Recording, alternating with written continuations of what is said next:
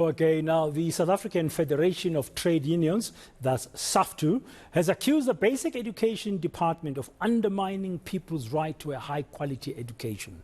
The Federation has challenged senior department and other government officials to enroll their children in public schools. SAFTU was responding to a recent public protector's report that has exposed the appalling conditions at certain institutions, including overcrowding that in one instance has put nearly 170 pupils in a single classroom.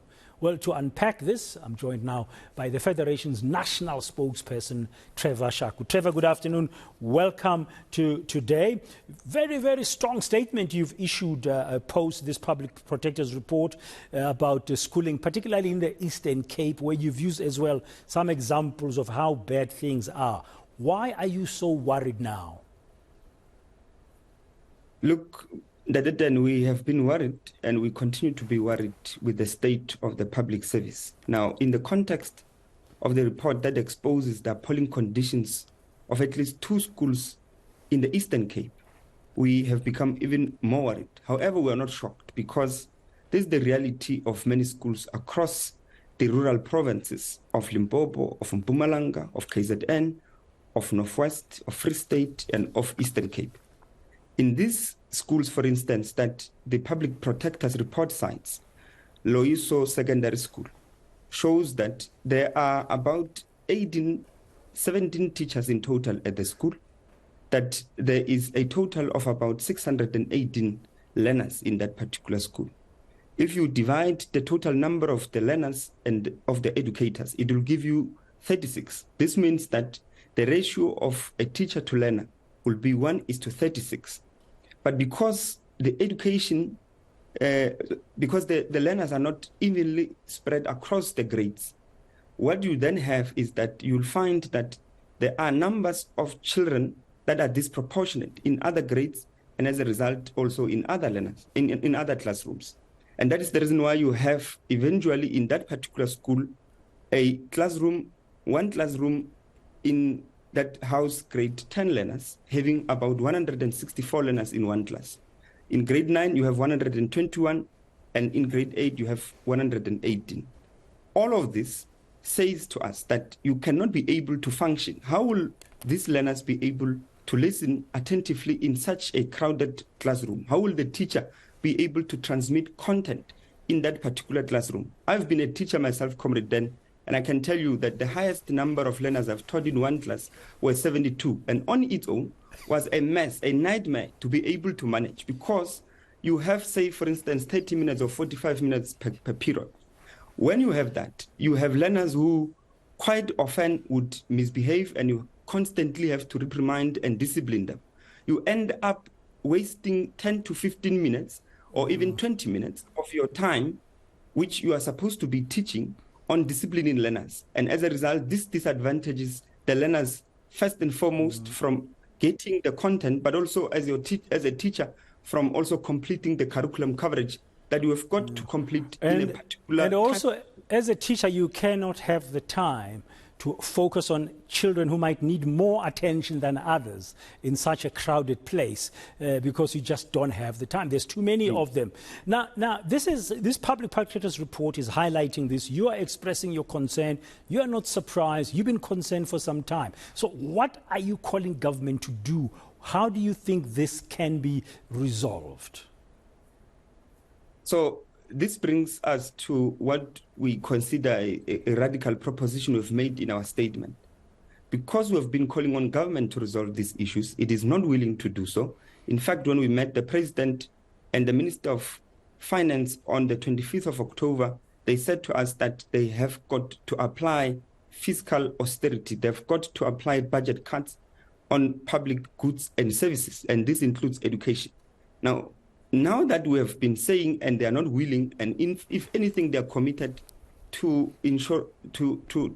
administering budget cuts across public service, we are saying that senior public officials in government must utilize the public institutions, which the 80% of the population have to use. Because look at education, for instance. Most of, if not all, by the way, I think all of the senior officials' children would have gone to private schools. So they are not tasting the medicine which they want our children to live by. They are not tasting the conditions which they've exposed our children and the children of the overwhelming working class people in these countries. How do you implement that, Trevor? I mean, how do you make a minister or a deputy minister or HOD or DG take their children to a public school instead of a private school?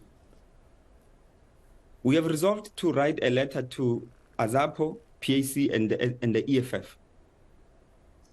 This letter will contain with it the proposition that legislative measures must be taken to compulsorily force these senior officials in government to be able to take their children to public institutions. It can't be that you are a principal of a school, you are a district manager of a school.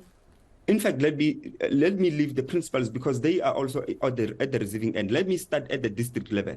It can't be that you are the district manager of a school and yet you are taking your children elsewhere. This shows that you are not going to put the necessary measures to improve education in your district because your children are receiving quality education elsewhere. So you want a law, you want some legislative changes. That's going to take some time. If you want to campaign for legislative changes using some of the partnerships or the partners you've mentioned that you've written to, it's not going to be immediate. It's going to take some time.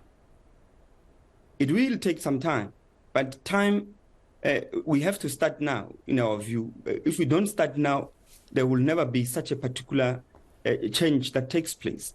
And in our view, these are the start not only to write to these organizations I've mentioned, but also to lobby members of the working class formations in the working class movement to rally behind this call, because it is through forcing these people to take their children here that we'll begin to see improvements.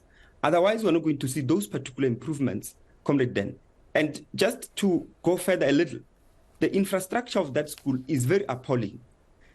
They have no library, they have no natural science laboratory. On top of that, they have only one staff room where all 17 teachers have to be concentrated. And you can imagine that even that is not conducive for a working environment, because staff rooms are supposed to provide a space where teachers, after a lesson, come and do their administrative work, including marking, recording of marks, and filing. Now, such space will not be available if you have one administrative block from which both clerks and educators must share. But if we were to force these people to say, bring your children here, we will begin to see improvements. And I argue this because the schools where they are taking their children, infrastructure is not a problem. Learner or teacher, the shortage of teachers in the teacher-learner ratio, the teacher-pupil ratio is manageable.